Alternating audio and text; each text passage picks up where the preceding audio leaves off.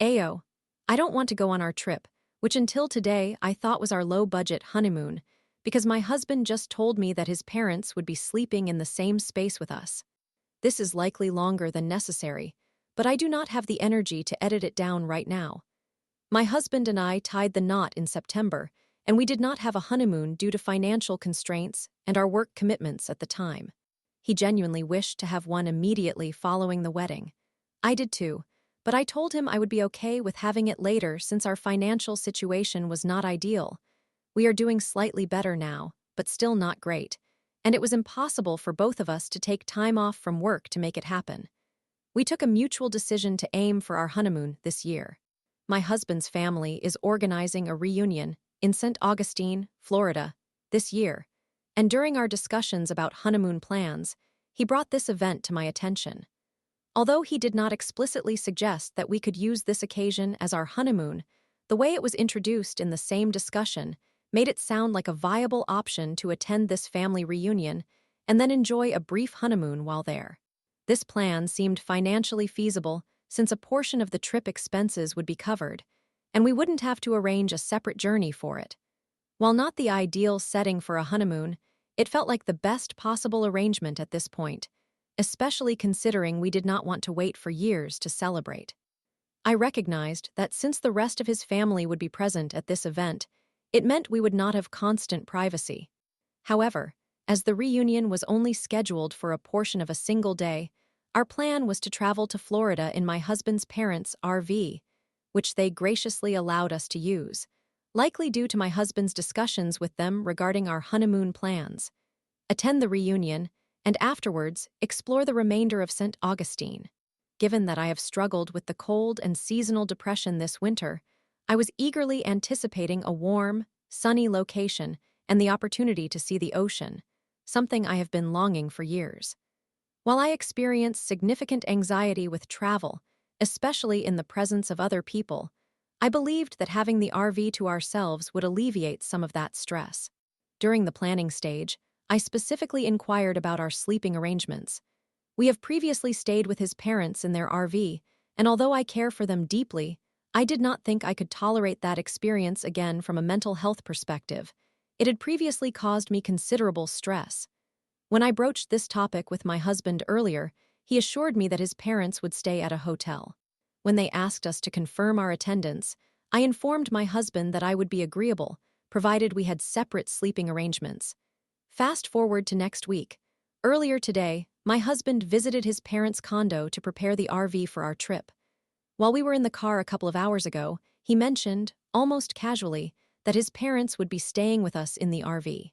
This revelation completely blindsided me. I noticed my emotions were dramatically escalating upon hearing this, so I endeavored to refrain from being passive-aggressive, a tendency I am actively trying to control. But I fear I may have come off in that manner. I expressed my disappointment and noted that I had been envisioning this as our honeymoon. Having his parents present would hinder the experience. He pointed out that he had never regarded this as a honeymoon, and I realized at that moment that we had never explicitly defined it as such. I conveyed that I had perceived it that way, acknowledging my assumption while also highlighting that we had discussed it in a context that suggested it would serve that purpose. Regardless, I recognized that it was ultimately my misunderstanding, yet I still felt shaken and upset by the shift in expectations. While somewhat passive-aggressively, I mentioned that I was uncomfortable with the idea of being chaperoned by his parents. He responded negatively to that term, insisting that they would not be present the entire time. We would still be able to have outings by ourselves, be out on the town all day, and they would just join us in the evenings. I countered that if his parents were there, we would not get any personal time in the RV. He seemed surprised that I had even anticipated that, and to be fair, it was likely that we would be too fatigued to do much regardless. Now, I find myself uncertain about wanting to go, and I communicated this to my husband. He is understandably angered, and while I do not blame him for feeling that way, I feel as though our communication fell short here. I wish he had directly asked me if it was acceptable for his parents to join us, rather than just informing me, a week before the trip, that we would not have our own sleeping space. I reiterated that I'm unsure about my desire to attend, to which he retorted, "Then we are not going." I apologized, but I can sense his frustration directed at me. I do not wish for him to ask his parents to find alternate accommodations. They have been kind enough to offer us their RV, and it would be ungrateful to refuse. I did suggest that we might stay at a hotel, but I hesitated as it would incur additional costs we can scarcely afford, and it feels inconsiderate since his parents are contributing to our gas expenses for the journey. The more I reflect on our finances, the less appealing that option seems. It is not my husband's fault that I mistakenly viewed this trip as our honeymoon, yet I still feel disheartened and let down as it appears that what I was eagerly anticipating will not materialize. During our previous conversation, he suggested that we could plan a proper honeymoon for later. When I asked when that would be, he could not provide an answer, and realistically, there is no specific time frame. We both genuinely desired a honeymoon, but entered this scenario knowing it might be out of reach for an extended period. However, I feel a bit disregarded by his attempt to soothe me with an ultimately empty promise. It feels insincere. I am genuinely upset about the situation. An important detail is that I have been diagnosed with attention deficit hyperactivity disorder, ADHD, and I strongly suspect I may be autistic, although I have never received an official diagnosis. While this does not excuse my behavior towards my family, I mention it as past experiences have shown that I can misinterpret comments. I often struggle with unexpected changes to plans, and I sense that is happening here.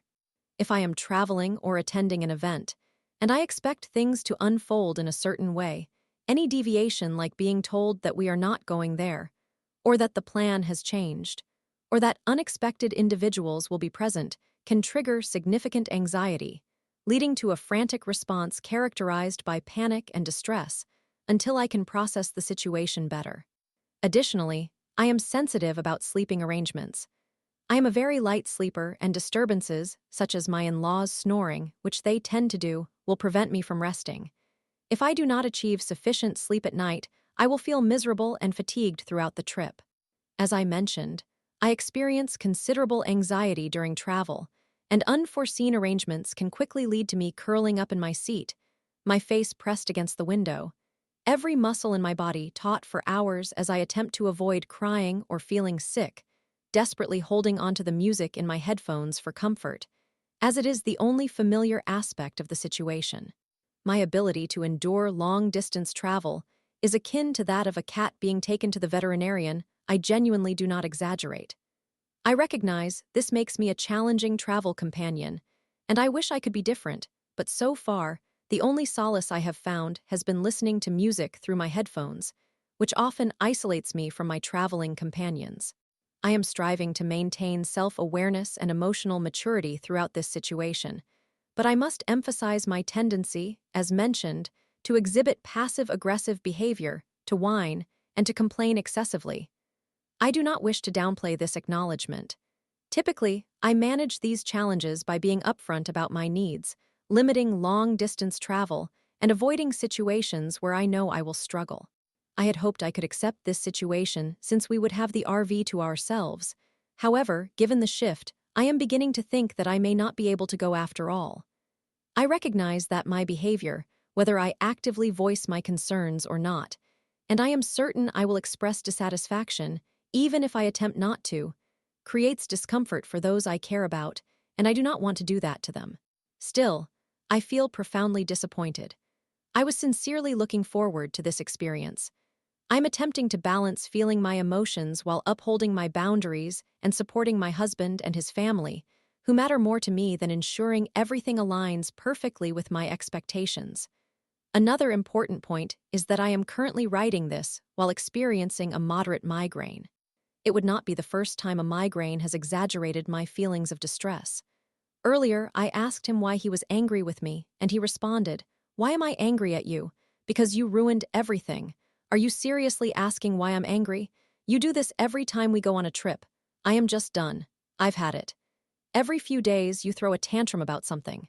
I'm sorry." He later apologized for saying that, acknowledging it was unfair. It hurt my feelings, and I suspect it bordered on verbal abuse, which he rarely does. I attribute that to his heightened stress and my needs weighing on him, but he is correct.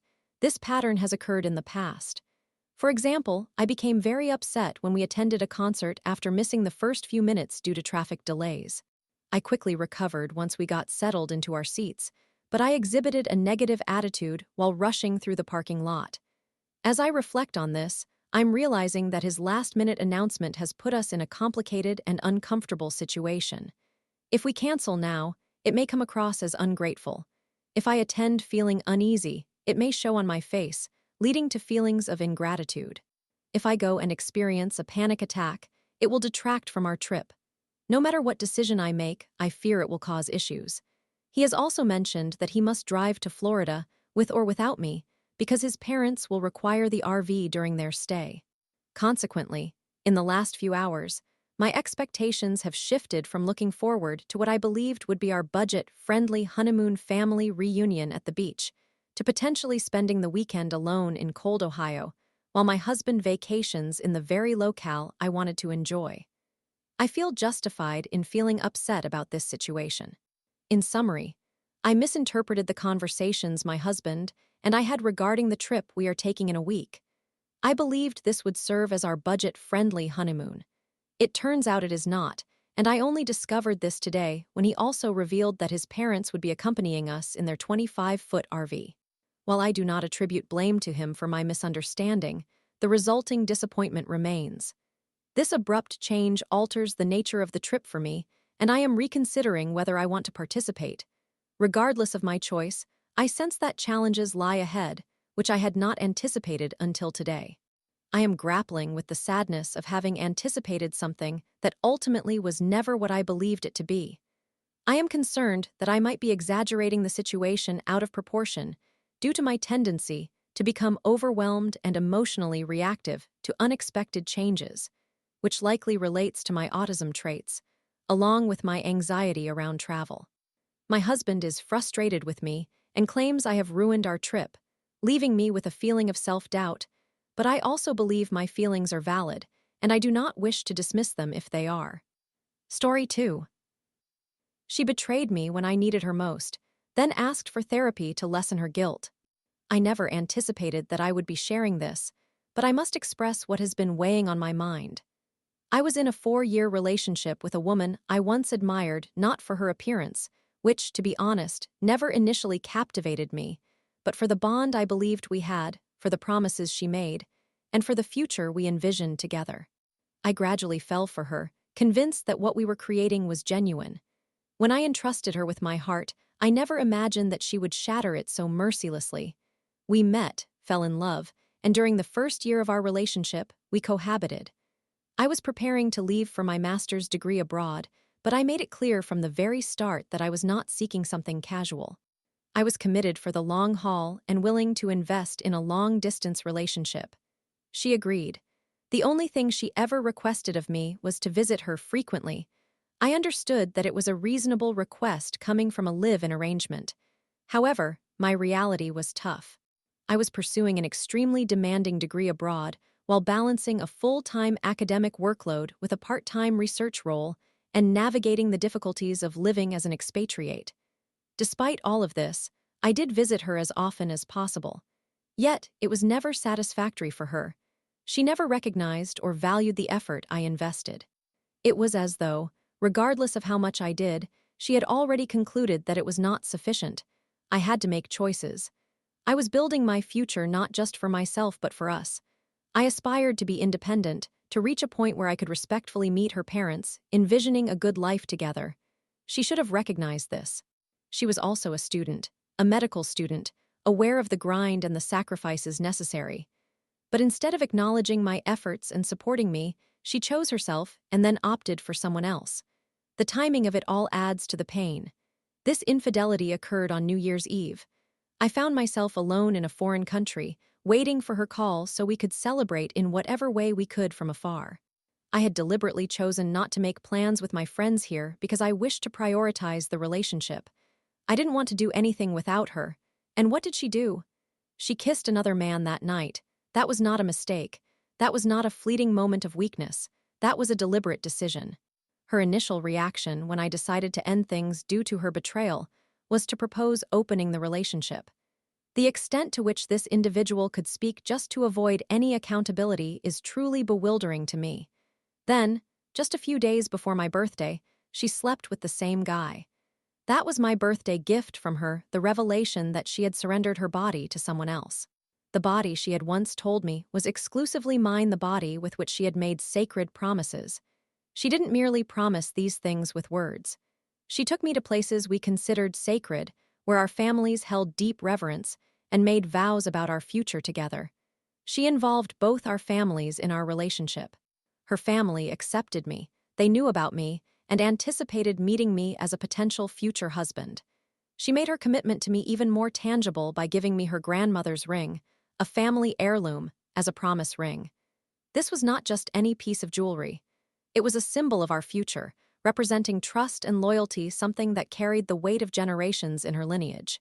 Yet, despite all of this, she still chose to betray me in the most humiliating manner imaginable.